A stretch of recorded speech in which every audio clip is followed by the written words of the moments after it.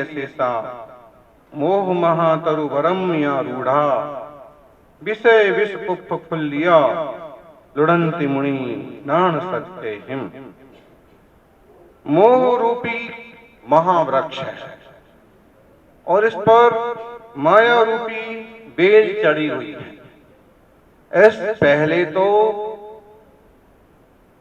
करेला कड़वा और उस पर नीम चढ़ा हो तो और कड़वा हो जाता है। मोह ही बुरा और उस पर माया और चढ़ी हो और बुरा हो गया। ऐसा जो विषय विष पुष्प फुल्ली है और उसमें विषय रूपी विष पुष्प फूल रहे हैं, विषय वासना के आकर्षण के फूल लग रहे हैं, ऐसे माया रूपी वेल से घिरे हुए मोह रूपी वृक्ष को मुनिराज ज्ञान रूपी सत्र से काट रहे हैं। ज्ञानी धर्मात्मा जीव ज्ञान विवेक के बल पर इस मोह रूपी वृक्ष को काटते हैं। बिना ज्ञान के संभव नहीं है कि जीव भव पार हो जाए।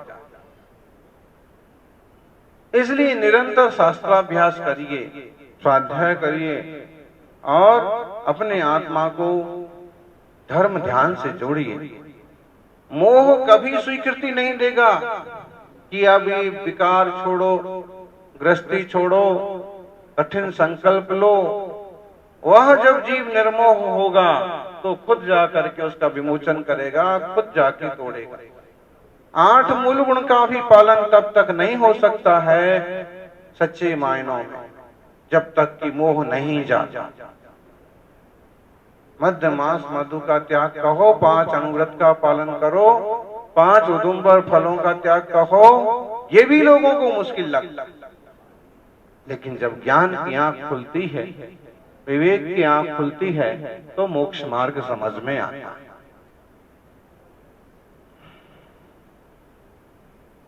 लोग मंगल पर जीवन खोज रहे हैं, लेकिन मंगल पर जीवन खोज रहे हैं, मंगल पर जीवन है कि नहीं। ज्ञानी कहते हैं मंगल पर जीवन हो कि ना हो इससे कोई फर्क नहीं पड़ता, लेकिन जीवन में मंगल हो तो फर्क पड़ता है। जीवन में मंगल होना चाहिए। अरहंत मंगल, सिद्ध मंगल, साहु मंगल, केवली प्रणतो, ये 4 मंगल। मुनिराज तो सबके मंगल की कामना करते हैं। मंगलम भगवान वीरो, मंगलम गौतमो गणी, मंगलम मंगल स्वरूप है। मुनिराज तो सबका मंगल करते हैं, किसी का भी अमंगल नहीं सोचते। श्रेष्ठ सन्मार्ग की व्याख्या करते हैं, उस मार्ग पर चलते हैं, लेकिन फिर भी कुछ लोग होते हैं जो उनमें भी नुस्ख निकालते हैं। हमें ना मोबाइल चलाना आता है, ना मोबाइल देखना आता है और ना छूने का मौका पड़ता है। लेकिन आप मोबाइल पर देखिए तो हमारी प्रशंसा में जितने प्रशंसा में मिलेंगे वीडियोज, क्या क्या होता है इंस्टाग्राम और फलाना ग्राम ठिकाना, जितने और आप निंदा में देखोगे तो भी मिल जाएंगे। अगर प्रशंसा करने वाले हैं तो निंदा करने वालों की भी कमी नहीं है। हमारा उद्देश्य, हमारा लक्ष्य एकदम साफ सुथरा है कि सबका मंगल हो, सबका कल्याण हो, सही सही निर्णय हो, जिन धर्म की, जिन संस्कृति की निर्ग्रंथ परंपरा की सुरक्षा हो। लेकिन जिन लोगों को ये मार्ग नहीं समझ में आता है या इसकी रुचि नहीं है, तो अगर हम प्रशंसा भी करेंगे जिन धर्म की तो भी उन्हें सहन नहीं होता।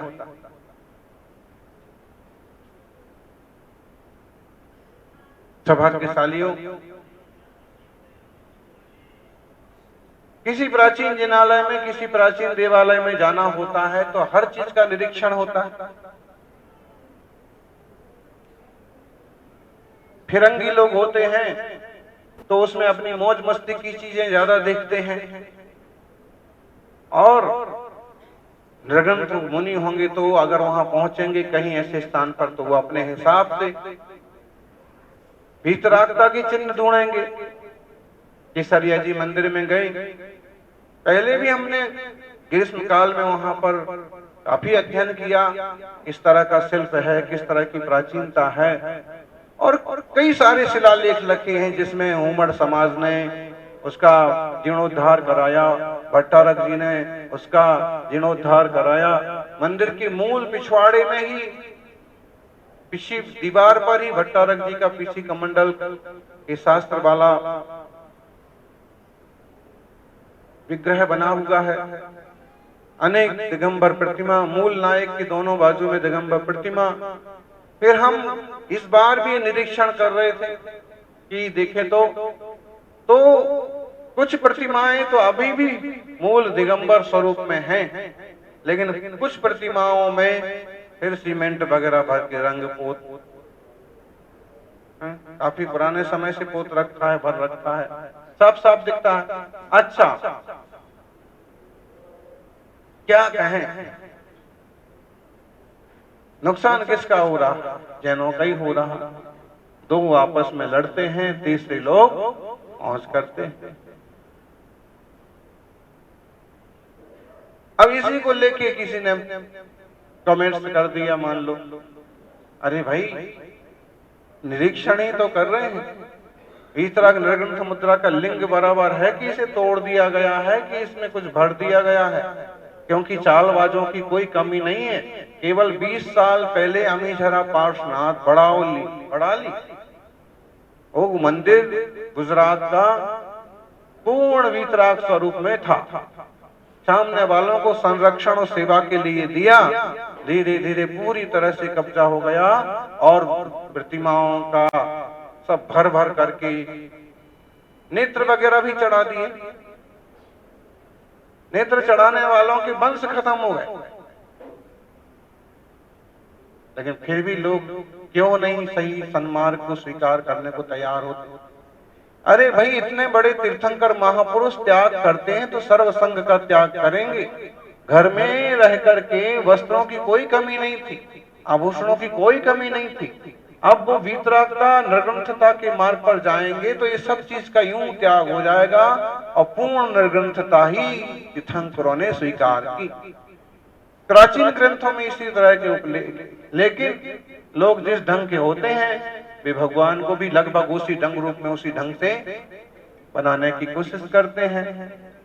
हम सब समझें कि निर्ग्रंथ जिन शासन अत्यंत पूजनीय वंदनीय हैं, आपस में कलह करके मत संप्रदायों के कारण से एक दूसरे को टीका टिप्पणी करके नुकसान पहुंचाएंगे तो नुकसान जैन धर्म का ही होना है। दूसरों पर बस नहीं चलता है तो आपस में ही झगड़ा करते। आपस में तो आप देख लो, एक छोटे छोटे से गांवों में 2-2, 3-3 टुकड़े हो रखे। छोटी पार्टी बड़ी पार्टी बनते तो देर ही नहीं लगती, बिल्कुल। और उसमें एक तीसरी और पार्टी बन जाए, मझली पार्टी, उसका भी कोई पता नहीं पड़ता। छोटे छोटे गांवों में वैसे 4 घर हैं तो भी मुंडफोड़ी का बेवकूफी जबरदस्त।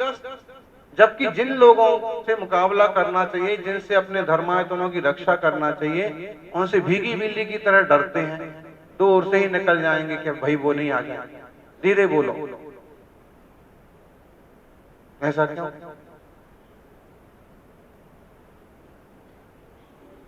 कसाय मत करो, हम कसाय करने का नहीं कह रहे, लेकिन धर्मायतन आदि का संरक्षण तो करना सीखो, आपस में मिलजुल के रखना सीखो। जितने सारे जैन हैं वे अगर सब मिलजुल करके एक दूसरे का सहयोग करके धर्मायतनों की रक्षा करें तो इस संस्कृति का रूप और कई गुना चमक उठेगा। परस्पर सहयोग तो करो। वो मंदिर जिनका है उनका है, जिस संप्रदाय वालों का है उनका बने, उसका मनाही नहीं है, लेकिन मौके पर एक साथ तो खड़े होना सीखें। अभी आप सुन रहे थे, कसाय करना रोमिंग की तरह, करने में भी नुकसान है और भोगने में भी नुकसान है, लेकिन निष्कसाय स्वरूप में रहना बीमा की तरह है, जिंदगी के साथ भी जिंदगी के बाद भी। निष्कषाय रहो, जिंदगी में भी आनंद और जीवन के बाद भी आनंद। सौभाग्यशालियों,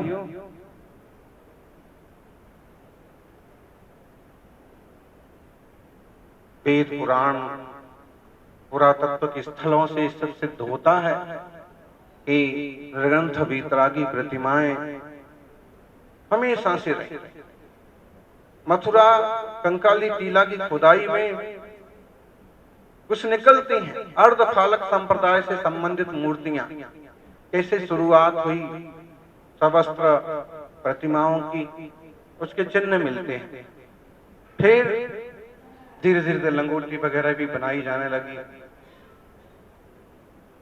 फिर एक समय ऐसा आया लगभग 10वीं शताब्दी के आसपास कि एक यापनीय संघ उदय में आया।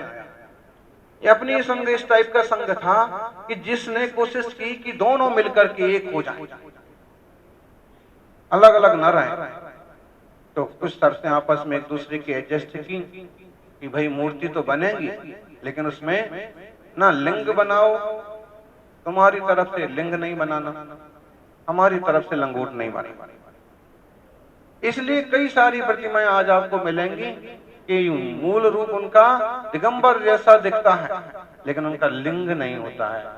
जो निर्ग्रंथ मुद्रा होती है वो नहीं होता, क्योंकि वो यापनीय संघ की प्रतिमा है और वो अंततः यापनीय संघ जो है वो मूलतः दिगंबर समुदाय में समाहित हो गया, समाविष्ट हो गया। तो वैसी प्रतिमाएं भी मिले। फिर ये हुआ कि अधिकतम एक काल ऐसा भी आया कि दिगंबर प्रतिमाओं की उपलब्धता या दिगंबरों का प्रभाव बहुत कम हो गया।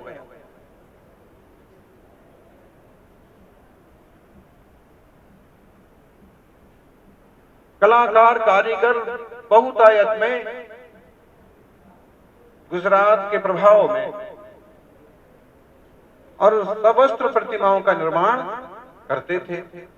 ऐसे में कभी भट्टारक आदि या किसी समाज को जरूरत पड़ती थी तो वो उस काल में कि भाई हमें जरूरत है तो उस प्रतिमा में से वो भाई हम तो दिगंबर हैं, उस प्रतिमा में से वैसे चिन्ह निकलवा करके कि भाई ये चिन्ह निकाल दो तो हमारे, और इसमें कुछ लिंग वगैरह अलग से मूर्तियां बनी तो बनी, नहीं बनी तो ऐसे भी मूर्तियों का उपयोग हुआ। तो ये बात समझने जैसी है कि पूज्यता की दृष्टि में निर्ग्रंथता ही पूज्य है। सर्वस्त्रता को अगर हम इतना ज्यादा बहुमान देते हैं तो तीर्थंकरों की वीतरागता और निर्ग्रंथता का फिर क्या? कुंदकुंद स्वामी जैसे आचार्यों ने घोषणा की, नवी सिज्जई बद्ध धरो जिण शासन जय भी होई तिथैरो गो विमुख मग्गो शेषाया मग्गया सत्य।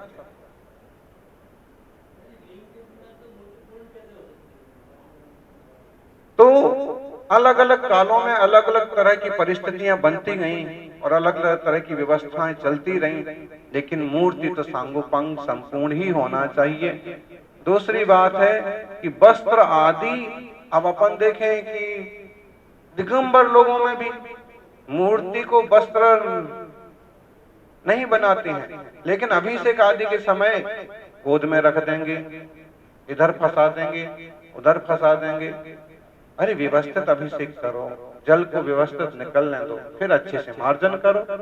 भगवान की गोद में वस्त्र रखने का क्या औचित्य है? तो बहुत सारी परिपाटियां हैं।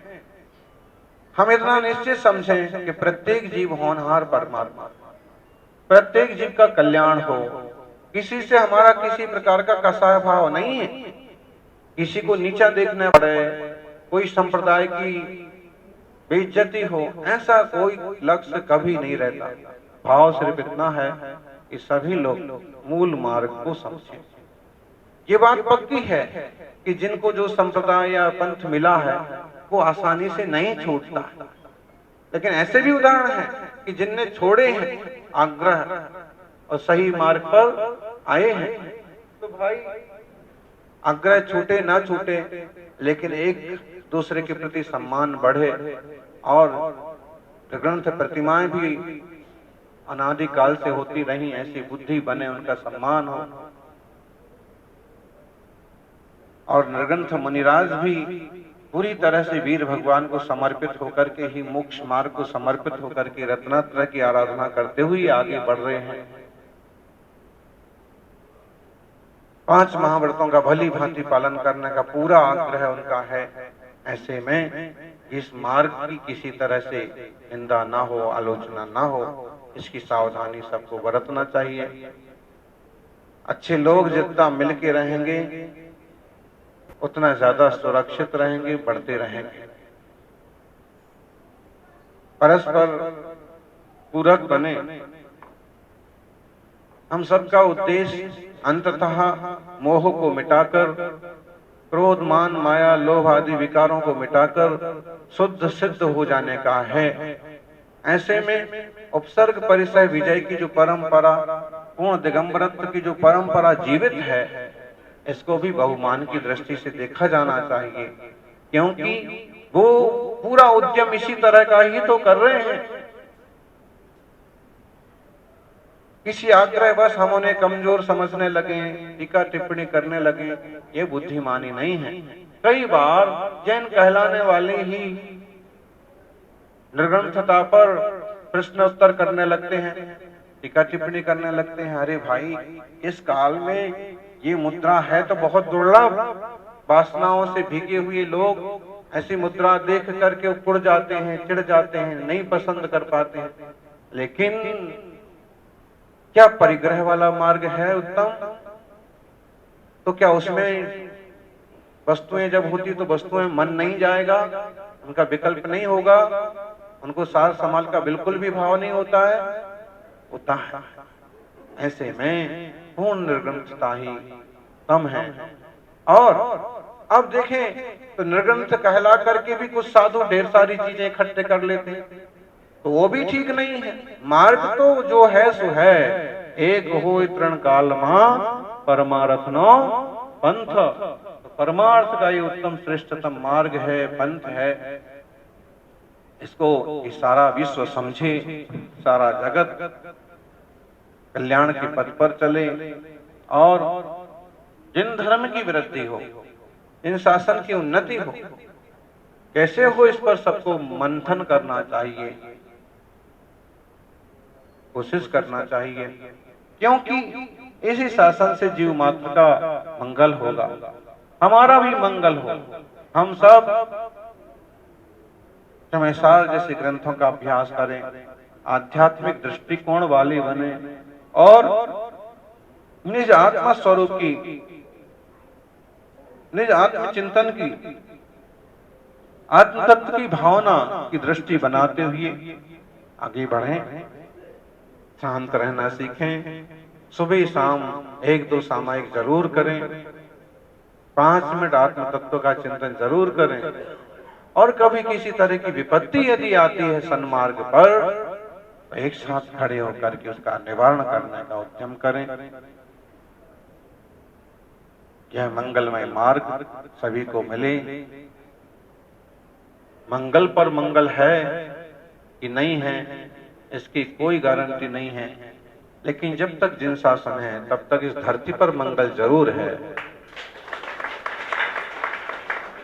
सभी उत्कृष्ट विचारधारा वाले लोग, वसुधैव कुटुंबकम की भावना रखने वाले लोग, अहिंसा परमो धर्मा के मार्ग पर चलने वाले लोग परस्पर पूरक और सहयोगी बनते हुए संस्कृति को और संस्कारों को जीवंत रखें, आगे बढ़ाते रहें। यही मंगल भावना। जय बोलिए स्वामी तीर्थंकर भगवान की।